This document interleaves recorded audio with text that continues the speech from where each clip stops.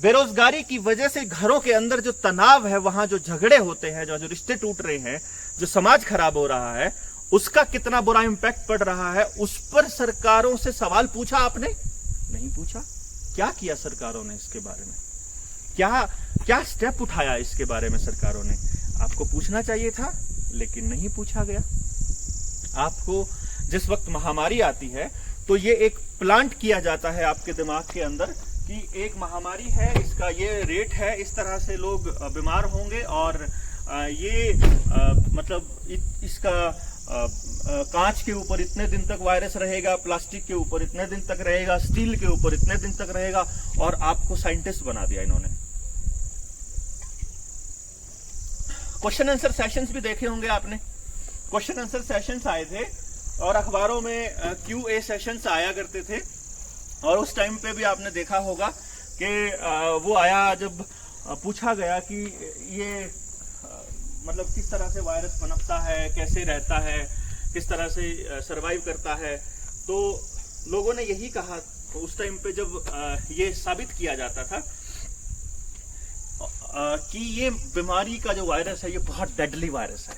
धीरे धीरे लोगों ने इसको सीरियसली, उस वक्त तो बहुत सीरियसली लिया शुरू में तो, लेकिन बाद में लोगों को पता लगा कि ये तो एक सामान्य फ्लू है, जो कि आज की एम्स के डायरेक्टर गुलेरिया की भी स्टेटमेंट है, क्योंकि देश के अंदर बहुत बड़ा विरोध चला हुआ है इसके खिलाफ आकर के लोगों को गुलाम बनाने की कोशिश की जा रही है।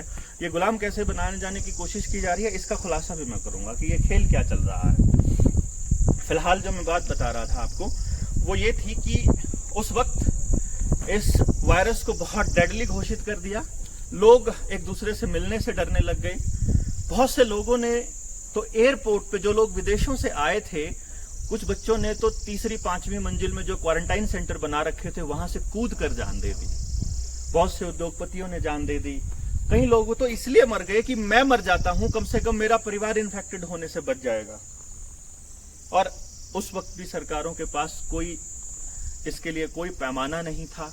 जिसका धंधा चौपट हो रहा है, जिसका बिजनेस खराब हो रहा है, जिसकी जिंदगी खराब हो रही है, जिसको इलाज नहीं मिल रहा है, उसके लिए सरकार ने क्या किया? देखिए, सवाल बनता है कि मान लीजिए आप जिम्मेदार हैं, मान लीजिए आपको मानना ही पड़ेगा कि आप जिम्मेदार हैं इस क्राइसिस के। आपने जानबूझकर ये क्राइसिस लेकर के आए थे।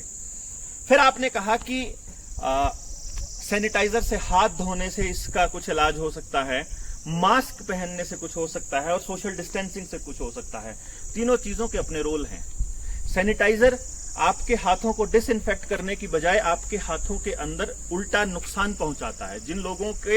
जो लोग सैनिटाइजर का बहुत ज्यादा इस्तेमाल कर रहे हैं वो ज्यादा बीमार हो रहे हैं। वो अगर खाने की चीजों को हाथ लगा रहे हैं तो कैंसर जैसी बीमारियां हो रही हैं उनको। मास्क, जिसने मास्क लगाया वो आदमी के अंदर एक तो झूठी एक सुरक्षा की फीलिंग आ रही है, दूसरा उसका ऑक्सीजन सैचुरेशन कम हो रहा है, वो ऑक्सीजन कम ले पा रहा है, जिसकी वजह से उसकी इम्यूनिटी कमजोर हो रही है, यानी वो बीमार होने के लिए तैयार हो रहा है। मास्क के अंदर बैक्टीरिया है जो कि नमी होती है। आप अपने घरों के अंदर चद्दर तक नमी वाली नहीं रखते हैं, तो फिर मास्क कैसे आप 24 घंटे लगा के रख सकते हैं? ऐसे बेवकूफ लोगों ने अपने बच्चों को भी मास्क लगाना सिखाना शुरू कर दिया। मास्क लगाया जाता है सिर्फ और सिर्फ उस केस में जब या तो आप बीमार हैं, खांसी है आपको, तो सामने वाले के मुंह पर ना पड़े, या फिर आप अस्पताल में कोई ऑपरेशन कर रहे हैं, या फिर आप कोई खाना वगैरह बना रहे हैं तो आपको थूक गिरने का आपका खतरा है कि आप बार बार बोलते हुए आपके मुंह से ये निकलता है। अदरवाइज मास्क का नुकसान के अलावा कोई फायदा नहीं होता है। जिन्होंने मास्क लगाया वो बीमार होने के लिए तैयार हो रहे हैं, वो गुलाम दिखने के लिए तैयार हैं। आप अपने समाज में आज के टाइम पे अपने आसपास नजर तो दौड़ा के देख लीजिए, 95% से ज्यादा लोगों ने मास्क यहां लगा रखा है। वो ये दिखाने के लिए लगा रखा है कि कल को कोई टोक देगा हमको। इसलिए नहीं लगा रखा कि उनको किसी वायरस से डर है, या इसलिए नहीं लगा रखा कि उनको किसी बीमारी से डर है। वो ये मान चुके हैं कि ये बीमारी एक साधारण फ्लू है, ये हर साल आती है। अप्रैल, मई, जून के महीने में हर साल आएगी, सितंबर, अक्टूबर, नवंबर में हर साल आएगी, और ये आती रहेगी। और ये बात गुलेरिया ने बोल दिया है। कब?